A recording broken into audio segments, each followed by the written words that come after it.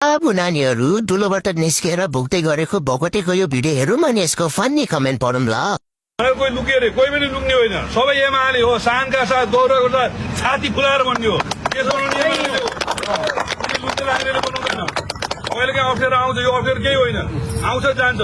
यो त हुरी आएको जस्तो, हिजो हुरी आयो आज ल कुन चाहिँ चेन्ज आउँछ, तब आउँछ। अस्ति जस्तो मान्छे आउँछ, गोली आउँछ अरे, के आउँछ अरे, के आउँछ, के क्षति हुन्छ। ल सुरु गरौँ। मान्छेलाई एमाले बनाउन सकिन्छ, तर एमालेलाई मान्छे बनाउन सकिँदैन। ये बड़ी अच्छी बात कही आप। पछाडि ताली बजाउनेहरू मानव हुन् कि दानव? म नेकपा एमालेको झोले हो।